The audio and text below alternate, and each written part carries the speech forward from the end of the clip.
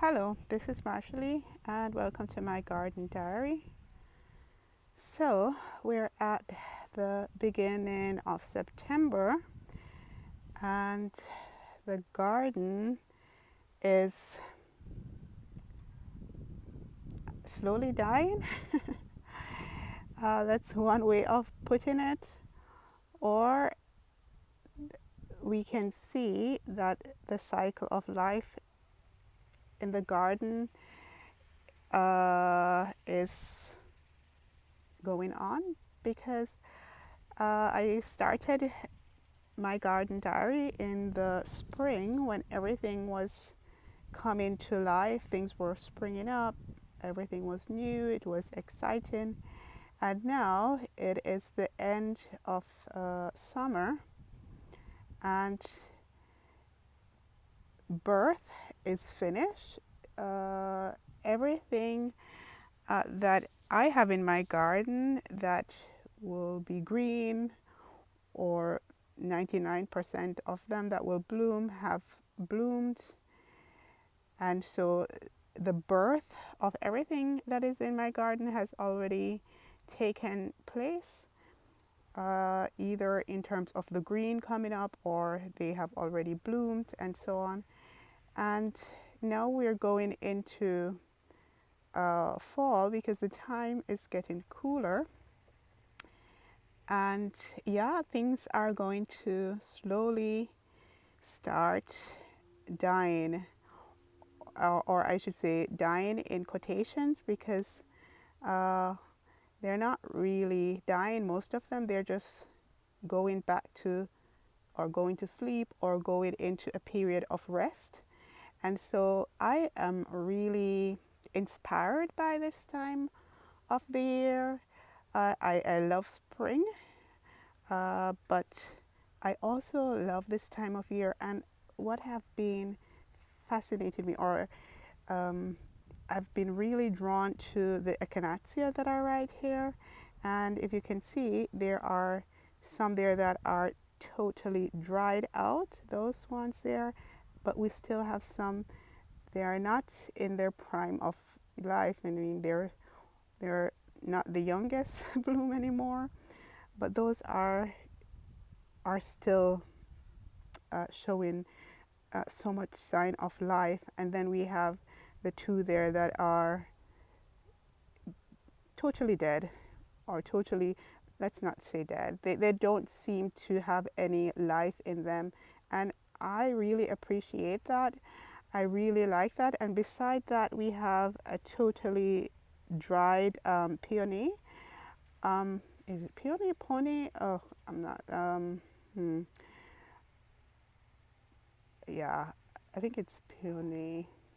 But the name, sorry for the pronunciation. It's one of the flowers that bloomed first in the year, and I left it there until it is dried like this because it's a tuber plant, and it gains the leaves were still green, and so that will give energy to the tubers that are underneath. And but now it's looking like that, and I am not going to take those away right now because uh, these flowers or these plants are helping me to be quite reflective about life itself, the cycle of life, and the whole idea that there's a time for everything. And even though that may seem quite lifeless and dead, underneath the ground, it's there are more tubers than there were at the beginning of spring, and that will come back next spring even bigger and better than it was this year. And so yeah, that's one of the lessons that I really appreciate about the garden, that there are seasons for everything. Sometimes the garden, the flowers, they can't bloom forever. I mean, there's no one bloom that lasts forever unless it's artificial. And that helps me to reflect on my life and also to realize that there will be times when I might be full of energy, but there is also times when I have to go back into myself, I guess, and be quiet and gather strength, and in order so that I can have another season of vibrance or greatness or joy or peace or whatever you want to call it. So yeah, life has seasons, and not necessarily seasons of 1 year or seasons, but maybe it's a week for people. Maybe it's a week of energy and then another week not feeling so energetic. The basic thing is that it's okay. It's okay to not be blooming all the time.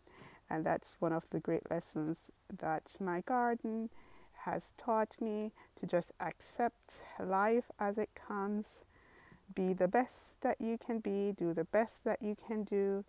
And there are times when things will seem as if they are dead, but they will come back if they are worth coming back. And there are times when there will be lots of great things, but there are also times when it will not look so great, look in quotation. But underneath, there are bulbs and roots of greatness just wanting to come back, or will come back with the right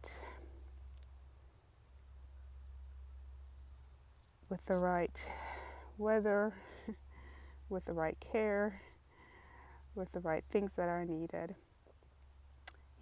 So that's it. Just what's going on over this side of the garden right now.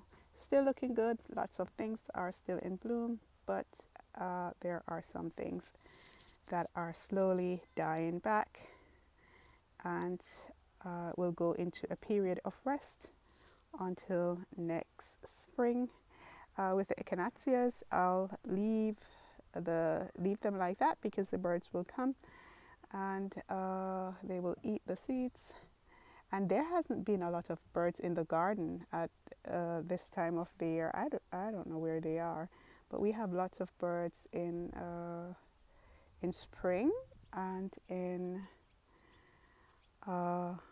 early summer, but like late summer, midsummer, I don't know where they were, but I guess there's enough food everywhere else, so they haven't been coming to drink as much as they used to come to drink, and so on. So okay, so that's going to be it for this video.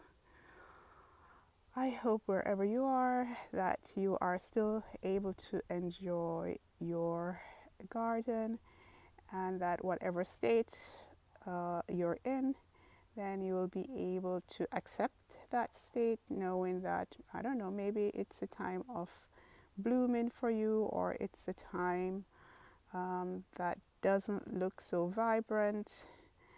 Just knowing that that is just part of the whole cycle, and that there is life, and the well, if it's good, then great.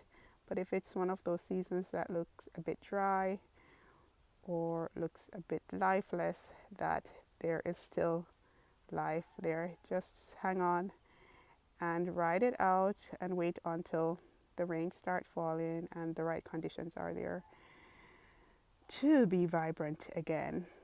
Okay, I will see you in the next video. Bye.